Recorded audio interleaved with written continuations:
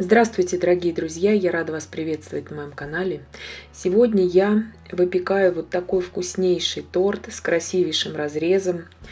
Торт «Шоколадная молочная девочка». И крем у меня в начинке, лакомка сегодня. Сейчас я вам покажу, как же я это готовлю и что же нам для этого понадобится. Итак, делать я буду здесь большой торт, мне нужен сегодня на 26 сантиметров диаметром, поэтому двойная порция. 4 яйца у меня здесь, 2 банки сгущенного молока. Сгущенка у меня по 397 грамм, европейская банка, 200 грамм масла растопленного сливочного, 70 грамм какао, 8 грамм разрыхлителя и 330 грамм муки, 8 грамм разрыхлителя. Всего лишь такая маленькая порция разрыхлителя идет. Сейчас в процессе объясню, почему я так делаю. Вначале нам нужно соединить муку, какао и разрыхлитель. Разрыхлители какао я предварительно уже просеяла, и муку тоже отдельно я все эти ингредиенты просеяла. Обязательно в отдельной емкости мы должны их соединить, чтобы потом впоследствии в тесте у нас не было мелких белых вкраплений, это будет смотреться ужасно. Потому что тесто мега шоколадное. Разрыхлители беру мало, чтобы коржи были эластичными и очень-очень нежными. Сегодня это тесто я буду замешивать обычным ручным венчиком, даже без миксера. Сначала мы хорошо вот так вот разбалтываем яйца. Просто мы их разбалтываем. По-другому даже сказать не могу. Ничего мы здесь не взбиваем. Взбивать здесь не нужно. Будут лишние пузыри в тесте. Вот этого количества разрыхлителя будет достаточно. Рецепт у меня исходный, из Германии. Я уже почти 20 лет живу в Германии, поэтому этот рецепт я знаю очень давно, именно на сливочном масле. Всегда я ее делаю. Здесь у меня 2 банки сгущенного молока. И пропорцию сейчас я напишу вам в описании и на европейские банки сгущенки, и на российские. Российская банка 380 грамм, европейская практически 400 грамм, то есть 397 грамм. Вот такое тесто у нас получается. И вводим растопленное, не горячее сливочное масло. Все масло также перемешиваем венчиком. И, в принципе, жидкая часть теста нашего готова. То есть это тесто готовится очень и очень быстро. Здесь у меня двойная порция, потому что сегодня я выпекаю 10 коржей по 26 сантиметров в диаметре. Если же вам нужен, допустим, 18 сантиметров в диаметре тортик, вам нужно брать на одну баночку сгущенки.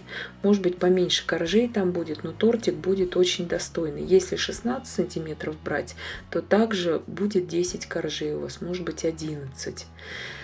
Сухую смесь я всю ввожу постепенно, и вот так вот до однородности я ее перемешиваю, чтобы не было никаких комочков.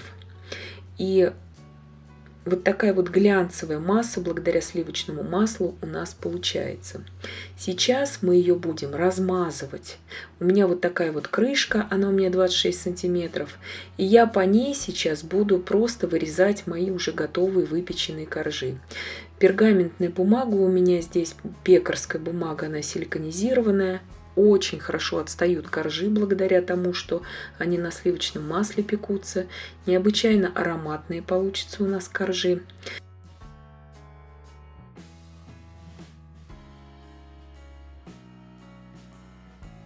Вы можете какао меньше взять. Я же считаю, что именно вот с таким содержанием какао очень вкусно получается.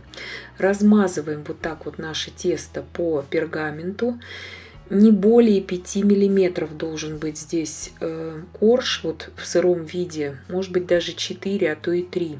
По моей крышке я измеряю диаметр. Духовка у меня разогрета уже на 200 градусов Цельсия, режим верх-низ, средний уровень без конвекции, и выпекаю я это 6 минут, не больше, потому что такие коржи, они очень быстро подсыхают, вот именно шоколадные. И также я размазываю второй и все последующие коржи. Я просто не буду здесь останавливаться на этом долго, но смысл понятен. То есть размазываем аккуратно, лишнее убираем. Ни в коем случае лишнего здесь нельзя оставлять, потому что корж пойдет буграми, и в разрезе это будет некрасиво. Пока печется у нас один корж, мы намазываем уже второй и третий. И вот таким образом этот процесс происходит очень быстро. На мой взгляд, с какао печется даже гораздо быстрее, чем просто на муке. Как выпечь обычную классическую молочную девочку по исходному немецкому рецепту, есть на моем канале. Проходите по ссылке в описании, я оставлю, смотрите, и будете очень и очень довольны тем рецептом. Итак, корж мой уже выпекся. Вот смотрите, какой он получается. Нигде он не подгоревший. Проверяем корж. Вот 6 минут он. 5 это маловато, он будет липнуть. Видите, он не липнет. Он горячий, но он не липнет. 5 маловато, а 7 минут вот в моей духовке это уже слишком много. Вырезаю по моей крышке.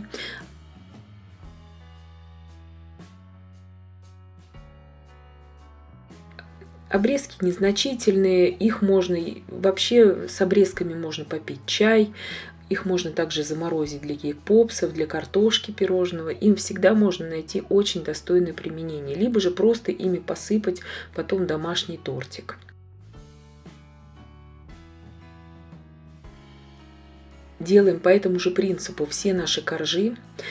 Я пеку всегда этот торт на сливочном масле, потому что в исходном немецком рецепте он и печется. Именно вот этот пирог, он у немцев называется молочная девочка. Они его не пекут вот такими слоями, они пекут его целиковым пирогом. И тоже он печется на сливочном масле, конечно же. Он не получается резиновым, он просто тает во рту благодаря сливочному маслу и малому количеству разрыхлителя. Пожалуйста, не добавляйте больше разрыхлителя в это тесто. Я всегда об этом говорю и про классическую молочную девочку на муке, и про шоколадную. И смотрите, если вы возьмете крышку от кастрюли или от сковороды, или как у меня от круглого контейнера, здесь можно просто надавить, и настолько нежное тесто, что оно просто само уже отделится у вас от обрезков. Видите, обрезочки совсем незначительные. И вот таким образом мы выпекаем все наши коржи. Коржи должны полностью остыть, и тогда они у вас, вы можете их сложить вот так же на пергаментной бумаге друг на друга, чтобы обязательно бумага для выпечки была между этими коржами. Либо же в крайнем случае можете их пищевой пленкой простелить, но обязательно, чтобы между ними что-то было. Но лучше всего вот этот вот пергамент. Итак, теперь я буду собирать мой тортик. Прошло у меня пару часов, коржи у меня уже очень хорошо остыли, они у меня лежали вот в таком виде друг на друга, я их сложила именно с этой же бумагой для выпечки, на которой они у меня выпекались. Теперь я просто наношу мой крем. Крем у меня сегодня лакомка. Есть подробнейший рецепт на моем канале, я обязательно ссылку дам вам в описании, со вкусом всеми любимого советского мороженого лакомка. Я наношу такой базовый слой здесь внизу и начинаю укладывать мои коржи. Смотрите, какие эластичные коржи. То есть это ни в коем случае не медовик, не Спартак.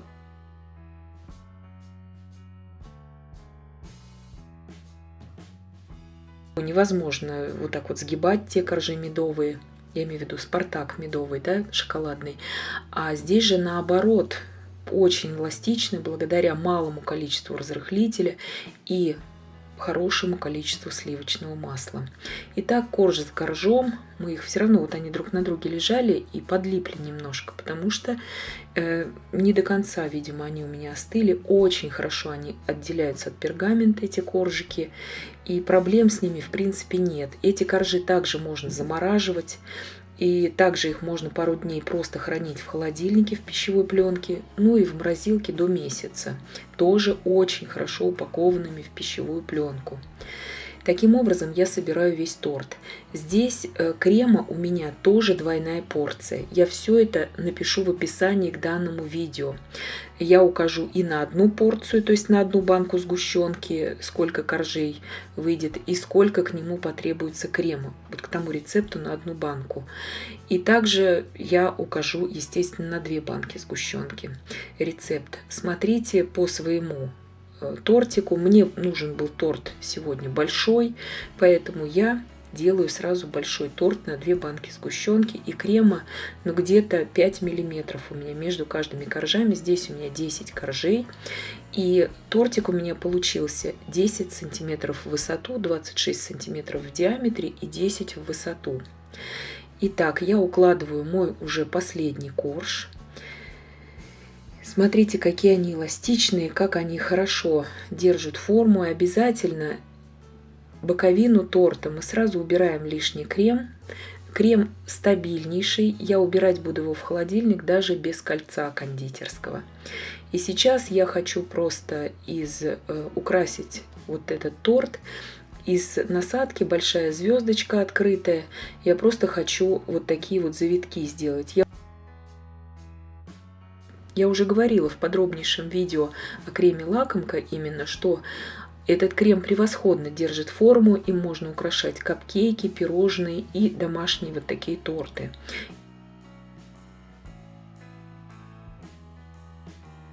Видите, как хорошо держат форму эти завиточки.